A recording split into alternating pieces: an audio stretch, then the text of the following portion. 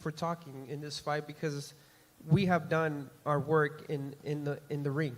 I have done my work in the ring. I went through hell already with Ivan Baranchik, Jose Ramirez, Pedraza. So it's simple. It's the top 240 pounders. Regis hits hard. He's clever inside the ring, and he's a southpaw. That's why I believe it's going to be a great fight. And just the fact, I know I said it three times already, just the fact that it's going to be the top 200. Both of us kind of, went down and had to build ourselves back up. And that's why this fight is so interesting. And like we really are. We are two killers. Like, bro, I got a lot of power in both hands. He has a lot of power in both hands. So like, that makes for an interesting fight. And it's the top people in the division fighting. You get so many people out here fighting that's, you know who's gonna win the fight. You still gonna watch the fight, right? But when the fight happens, you already know, all right, he's gonna win. Just how he's gonna win. With this fight, you don't know what's gonna happen. So that's why it's so interesting. Sean, were you surprised? I know what's gonna happen too, but y'all don't know. You guys know. Yeah. I think you know what's gonna happen. But were you surprised? Yo, welcome to OTB Boxing School, where we make casual fans diehard fans. I appreciate everybody who sub, every watch, every view, every like. We have reached monetization. Everybody who has donated to the channel. My brother Money Pal, who hit me last week, I appreciate you, champ. We have reached the monetization mark. However, we will not be monetizing immediately due to the fact that we do film, and each one of our breakdowns is a different business relationship with these networks. So we are in the process of trying to capitalize off of these relationships and see if we can exclude some of the loopholes and problems that we go through within maintaining these clearances for these film breakdowns. However, with that being said, we will be going extra harder. So I hope everybody enjoyed they breaks. You know what I mean? For they breaks that we just had in these last 2-3 weeks. I don't think I've been in school. I don't think we done had class since Deontay Wilder. So with that being said, we got Regis, Prograise, Jose Zepeda. But before we get into that film, I need every student, faculty member, security, lunch lady, everybody. I need y'all to go sub to G5_Gabe. Once again, that's G5_Gabe. Salute the brethren. You understand? He's close to monetizing, and y'all know how important that it was for me to get to that mark. So as we get there, we will be pulling a brother up with us as each one approaches that mark. Also, I need you to go and sub to Glove Up Boxing and more. Salute the coach and the queen. But let's get into this film, man. I appreciate everybody who did that for me. But let's get into this film. I started off with Regis, man. I wanted to look at his active guard. Look at how good his head movement is when he can dictate the distance. When Regis dictates the distance, then he can prepare and he can use his athleticism. Look at how comfortable he is. You know what I mean? As Josh Taylor tries to get on his front foot. Look at him still maintain his distance, which I think is key for Regis. I really believe due to his counter-punching ability and due to his athleticism and his characteristics. But look at him lose and not be able to cut off the ring and take that right hand from Josh Taylor. You understand? With Jose Zepeda having such a jab out of these type of situations, yeah, I mean, it'll be pivotal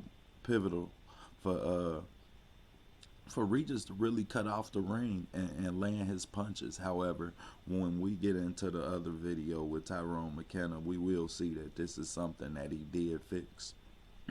So I have to give credit where it's due. Regis is still growing within the sport of boxing, and understanding that he's still getting better is special. But as you can see him get hit with that jab in that right hand and get his head over his front foot, because that's what he likes to do. And he also, his idea of defense when he doesn't dictate the space. As you can see, Josh having all of this success because Josh is dictating the space. When Regis can dictate that space with that pretty ass jab, look at it, his head movement, look at the difference. However, when Josh dictate the space, he can have a little bit more success. So I look to see if Jose Zepeda can get outside his comfort zone and really put some pressure on Regis that can allow him to dictate the space and land some of his bigger punches.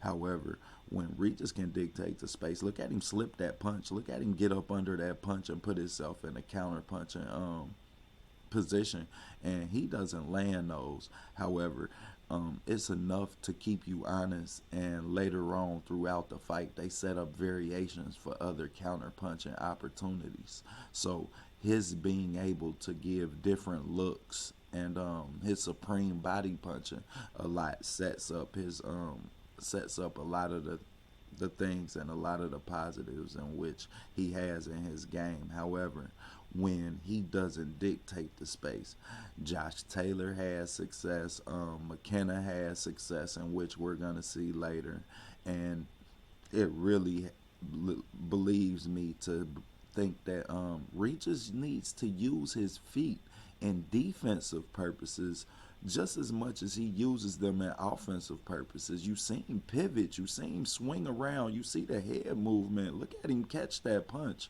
You understand? However, he gets in these moments where he crosses over the line without an active guard because he's dependent on this head movement and this athleticism, and that's what allows him to really take these punches. This is something that bothers me when you fighting such a big puncher as a Jose Zepeda, who has power in both hands, as you heard Regis allude to out of his own mouth in the prior portion of this breakdown. So I'm really anxious to see Regis' defensive purposes throughout this fight and his active guard when he doesn't dictate the space, and also when you choose to to catch all of these punches with your gloves and your arms, man. Some of them gonna make it through, as you just seen right there. Now look at McKenna and when he does take these punches, that you see him take these jabs right here.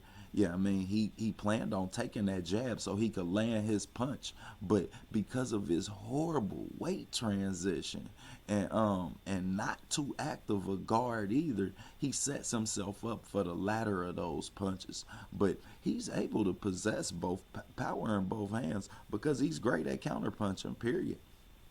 Once you hit him with these front foot, he loves to double jab his way in. Another horrible weight transition right there where he leaves himself on the line.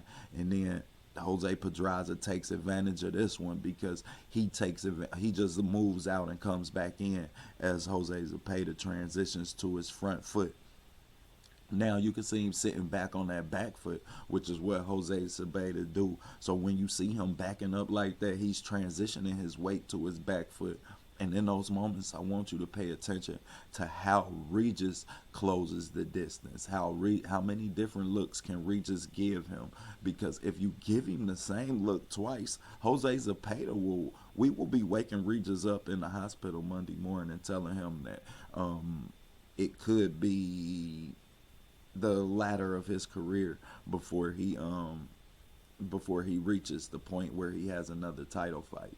I'm really at a point where I feel like Regis wins that fight for this exact reason. I think that the multiple punch combinations, and not only that, I didn't get a chance to show you because when I did it, y'all, we'll look at it. Make sure you at the show on Friday, the Ohio show, because we're going to look at his attention to body work and how much attention to body work Regis actually shows. Because when I looked at his film, as much as he worked off of his jab, the body work is key for Regis because that's what transitionalizes his opponents to being stationary, to where he can land these big punches and become such a big puncher. In the Josh Taylor fight, Josh Taylor just met him with the same resistance. You know what I mean? Josh Taylor really was putting the bulk of the pressure on Regis in that fight. And his counter for that throughout the course of his progression as a boxer was for Regis just to get more active with that pretty ass jab. And the more active that he got, the more precise he got with his punch placement, the more body work that he was able to land. So that's really my reason for winning this fight. That, and I don't see Jose Zepeda really landing that punch cleanly on Regis. It's hard to land a punch. You get opportunities to land punches, but they don't really land too cleanly or too severely, which is why you never see Regis hurt, because he does catch the bulk of the punch. However, some of it is going to get through, and I worry if he can take that. Yeah, I mean, I worry about him taking that throughout the course of this fight, and Jose Zepeda being able to maintain an activity level that allows him to be successful in these type of positions. So with that being said, I love breaking down this film. I have a lot of respect for both fighters. However, both of these fighters are 33 years old. So the loser of this fight, I can guarantee you is going to probably not see a title fight again with these young guns coming up. We got the likes of Keyshawn Davis and that whole 135 class, which going to be transitioning into 140.